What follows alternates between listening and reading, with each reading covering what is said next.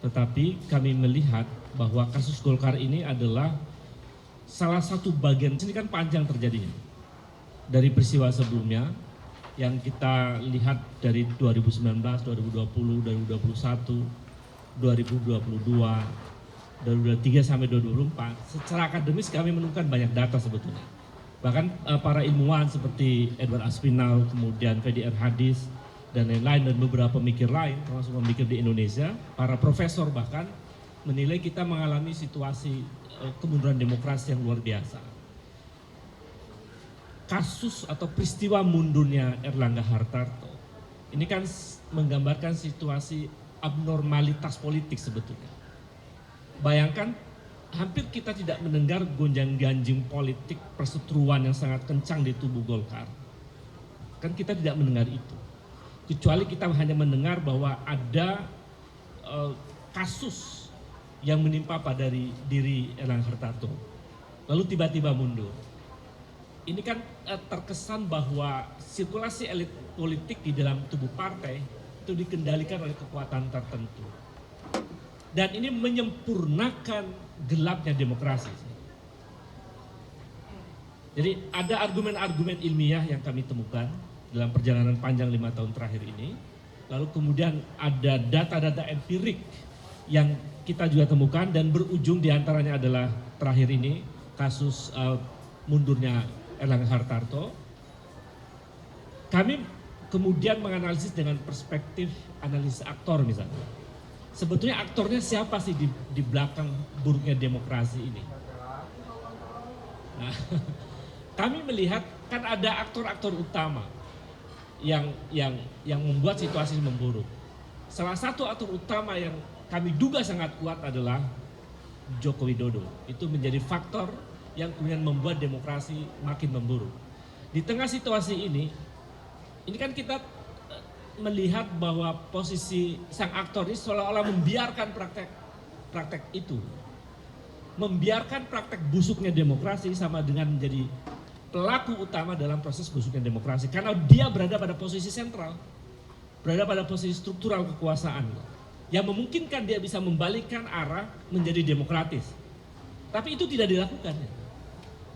Bahkan kemudian membiarkan itu, bahkan terkesan menikmati busuknya demokrasi ini. Saya kira ya kami akademisi dari bagian dari API 98 dan beberapa profesional yang lain, NGO dan lain-lain, melihat situasi ini harus dihentikan sebetulnya. Kita harus bersikap begitu. Saya kira itu pengantar dari saya dan mungkin Bung Usman dan seterusnya.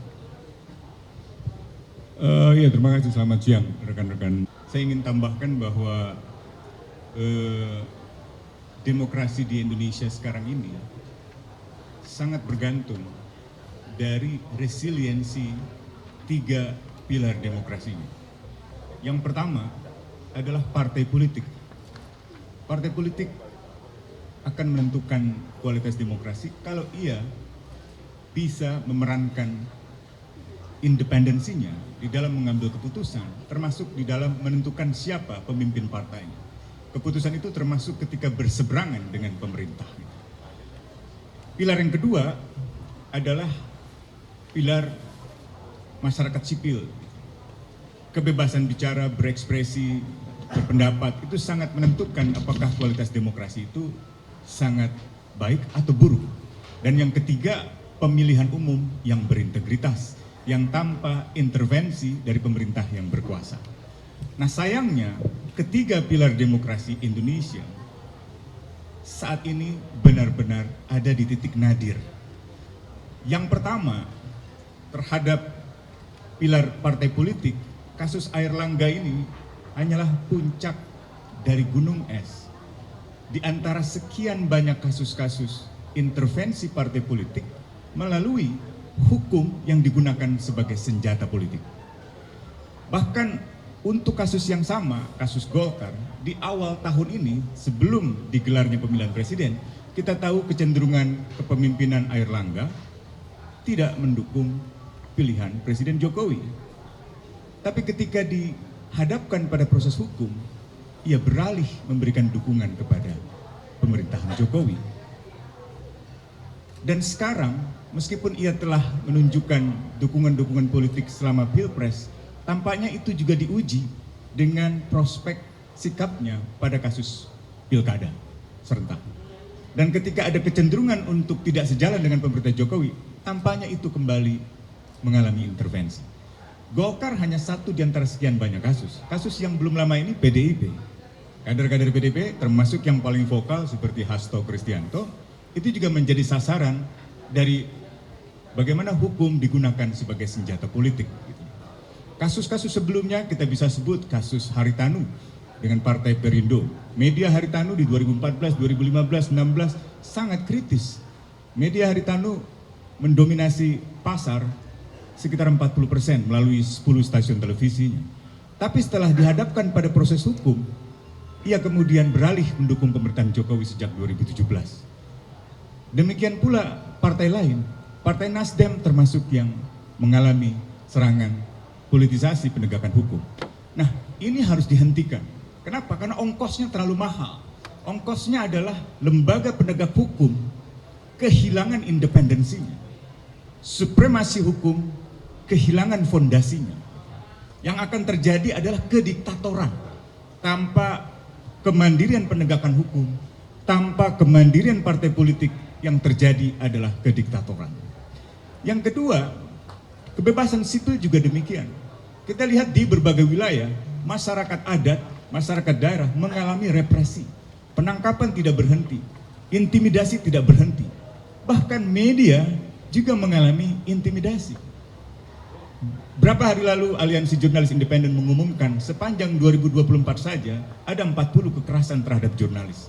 Amnesty bersama Komite Keselamatan Jurnalis 3 tahun terakhir mencatat 157 jurnalis mengalami intimidasi. Ini belum tantangan-tantangan media dalam konteks industri media, disrupsi teknologi, hilangnya sejumlah iklan akibat ketakutan sejumlah pelaku usaha kalau terkesan mendukung media yang kritis atau tidak mendukung pemerintahan yang berkuasa.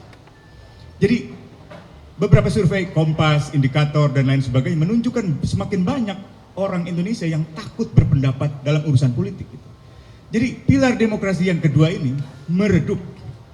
Edward Aspinall yang tadi disebut oleh Bung Ubed 2 tahun lalu mengatakan meskipun dua pilar demokrasi ini mengalami regresi luar biasa, Indonesia masih tetap akan disebut sebagai negara demokrasi secara formal karena masih memiliki pemilihan umum yang jujur dan adil.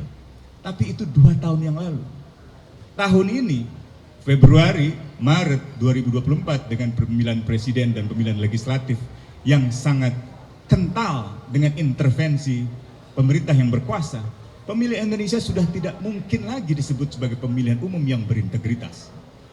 Bukan hanya penegak hukum yang konvensional seperti kepolisian, kejaksaan yang digunakan sebagai instrumen untuk mengendalikan oposisi partai dan oposisi non-partai pada periode pertama pemerintahan Jokowi dan periode awal kedua periode pemerintahan Jokowi, tapi sudah masuk ke lembaga penegak hukum lainnya seperti Komisi Pemberantasan Korupsi.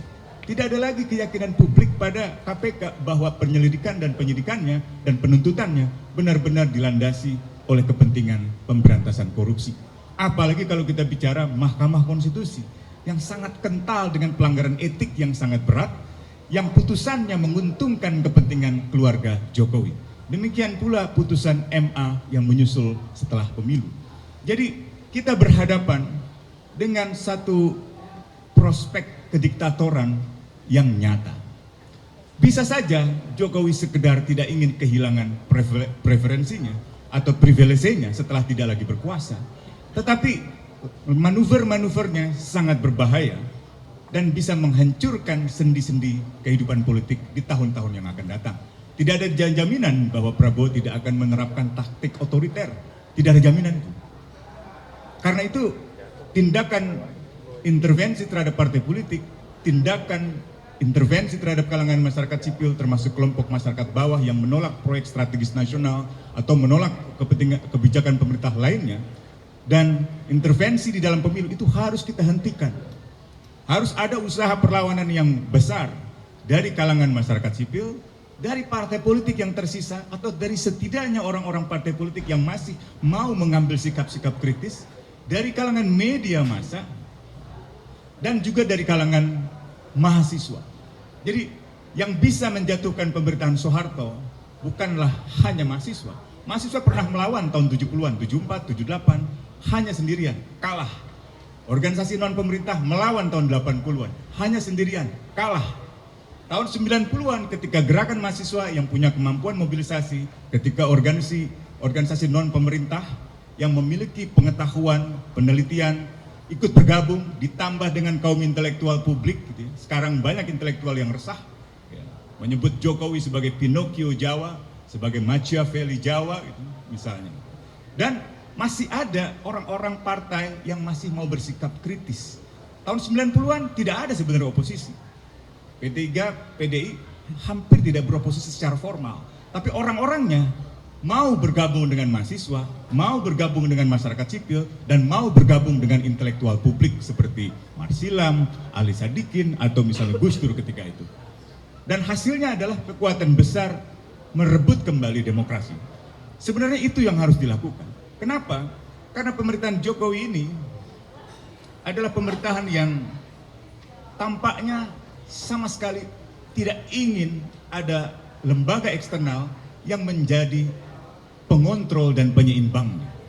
Gus Dur membiarkan parlemen beroposisi meskipun ongkosnya mahal dibayar dengan kejatuhannya. Megawati membiarkan ada kontestasi. Siapapun yang ingin menandinginya, ia biarkan dalam 5 pasangan calon presiden. Bahkan ia dirikan MK, ia dirikan KPK. SBY juga demikian. Ia masih biarkan ada oposisi dari kalangan masyarakat sipil, dari kalangan partai politik. Ada represi. Ya, sejumlah kawan saya di Bali, di beberapa tempat mengalami kriminalisasi karena penghinaan Presiden SBY. Gitu. Tetapi di era Jokowi tampaknya tidak satu pun pilar-pilar demokrasi itu yang diizinkan untuk menjadi pengontrol dan penyeimbang kekuasaan.